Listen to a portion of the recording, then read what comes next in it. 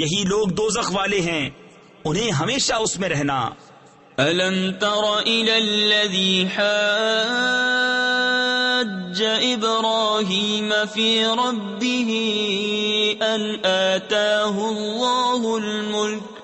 اے محبوب، کیا تم نے نہ دیکھا تھا اسے جو ابراہیم سے جھگڑا اس کے رب کے بارے میں، اس پر کہ اللہ نے اسے بادشاہی دی۔ تفسیر خزائن العرفان میں ہے اس کا نام نمرود بن کنعان تھا۔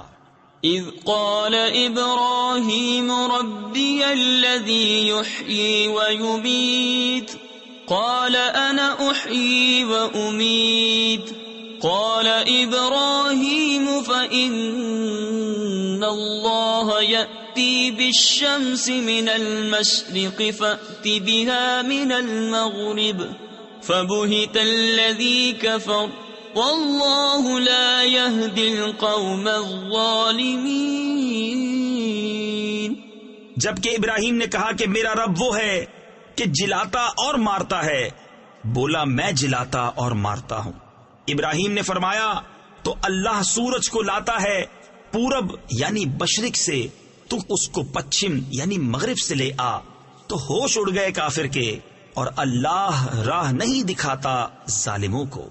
او كالذي مر على قرية وهي خاوية على عروشها قال أنى يحيي هذه الله بعد موتها فأماته الله 100 عام ثم بعثه قال كم لبثت قال لبثت يوما أو بعض يوم۔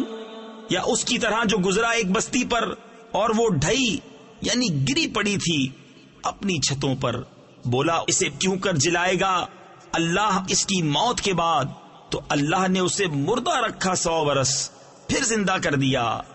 فرمایا تو یہاں کتنا ٹھہرا؟ عرض کی دن بھر ٹھہرا ہوں گا یا کچھ کم۔ قال بل لبثت 100 عام فانظر إلى طعامك وشرابك لم يتسنه وانظر إلى حمارك ولنجعلك آية للناس وانظر إلى العظام كيف ننشزها ثم نكسوها لحما فلما تبين له قال أعلم أن الله على كل شيء قدير۔ فرمایا نہیں بلکہ تجھے 100 برس گزر گئے، اور اپنے کھانے اور پانی کو دیکھ کہ اب تک بو نہ لایا، اور اپنے گدھے کو دیکھ کہ جس کی ہڈیاں تک سلامت نہ رہیں، اور یہ اس لیے کہ تجھے ہم لوگوں کے واسطے نشانی کریں، اور ان ہڈیوں کو دیکھ کیوں کر ہم انہیں اٹھان دیتے پھر انہیں گوشت پہناتے ہیں۔ جب یہ معاملہ اس پر ظاہر ہو گیا بولا میں خوب جانتا ہوں کہ اللہ سب کچھ کر سکتا ہے۔ وَإِذْ قَالَ إِبْرَاهِيمُ رَبِّ أَرِنِي كَيْفَ تُحْيِي الْمَوْتَى قَالَ أَوَلَمْ تُؤْمِنْ قَالَ بَلَى وَلَكِنْ لِيَطْمَئِنَّ قَلْبِي قال فخذ 4 من الطير فصرهن إليك ثم اجعل على كل جبل منهن جزءا ثم ادعهن يأتينك سعيا واعلم أن الله عزيز حكيم۔ اور جب عرض کی ابراہیم نے اے رب میرے مجھے دکھا دے تو کیوں کر مردے جلائے گا؟ فرمایا کیا تجھے یقین نہیں؟ عرض کی یقین کیوں نہیں؟ مگر یہ چاہتا ہوں کہ میرے دل کو قرار آ جائے۔ فرمایا تو اچھا 4 پرندے لے کر اپنے ساتھ ہلا لے، پھر ان کا ایک ایک ٹکڑا ہر پہاڑ پر رکھ دے، پھر انہیں بلا، وہ تیرے پاس چلے آئیں گے پاؤں سے دوڑتے، اور جان رکھ کہ اللہ غالب حکمت والا ہے۔ مثل الذين ينفقون أموالهم في سبيل الله كمثل حبة أنبتت سبع سنابل في كل سنبلة 100 حبة والله يضاعف لمن يشاء واللہ واسع علیم۔ ان کی کہاوت جو اپنے مال اللہ کی راہ میں خرچ کرتے ہیں اس دانے کی طرح جس نے اگائیں 7 بالیں، ہر بال میں 100 دانے، اور اللہ اس سے بھی زیادہ بڑھائے جس کے لیے چاہے، اور اللہ وسعت والا، علم والا ہے۔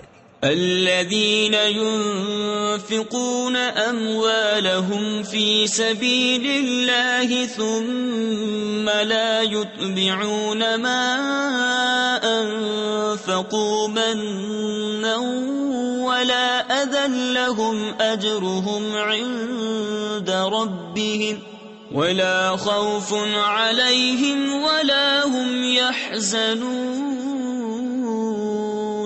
قول معروف ومغفرة خير من صدقة يتبعها أذى والله غني حليم۔ وہ جو اپنے مال اللہ کی راہ میں خرچ کرتے ہیں پھر دیے پیچھے نہ احسان رکھیں نہ تکلیف دیں، ان کا نیک یعنی اجر و ثواب ان کے رب کے پاس ہے، اور انہیں نہ کچھ اندیشہ ہو نہ کچھ غم۔ اچھی بات کہنا اور درگزر کرنا اس خیرات سے بہتر ہے جس کے بعد ستانا ہو، اور اللہ بے پرواہ حلم والا ہے۔ یا ایھا الذین آمنوا لا تبطلوا صدقاتکم بالمن والأذى كالذي ينفق ماله رئاء الناس ولا يؤمن بالله واليوم الآخر فمثله كمثل صفوان عليه تراب فأصابه وابل فتركه صلدا لا يقدرون على شيء مما كسبوا واللہ لا يهدي القوم الكافرین۔ اے ایمان والو، اپنے صدقے باطل نہ کر دو، احسان رکھ کر اور ایذا دے کر، اس کی طرح جو اپنا مال لوگوں کے دکھاوے کے لیے خرچ کرے اور اللہ اور قیامت پر ایمان نہ لائے، تو اس کی کہاوت ایسی ہے جیسے ایک چٹان کہ اس پر مٹی ہے، اب اس پر زور کا پانی پڑا جس نے اسے نرا پتھر کر چھوڑا۔ اپنی کمائی سے کسی چیز پر قابو نہ پائیں گے، اور اللہ کافروں کو راہ نہیں دیتا۔ وَمَثَلُ الَّذِينَ يُنفِقُونَ أَمْوَالَهُمُ ابْتِغَاءَ مَرْضَاتِ اللَّهِ وَتَثْبِيتًا مِّنْ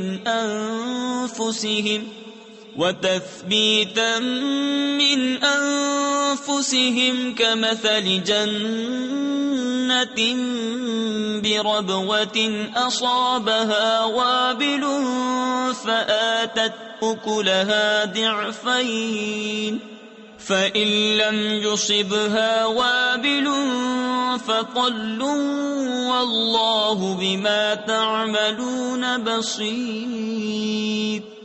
اور ان کی کہاوت جو اپنے مال اللہ کی رضا چاہنے میں خرچ کرتے ہیں اور اپنے دل جمانے کو اس باغ کی سی ہے جو بھوڑ یعنی ریتلی زمین پر ہو، اس پر زور کا پانی پڑا تو دونے میوے لایا، پھر اگر زور کا می اسے نہ پہنچے تو اوس کافی ہے، اور اللہ تمہارے کام دیکھ رہا ہے۔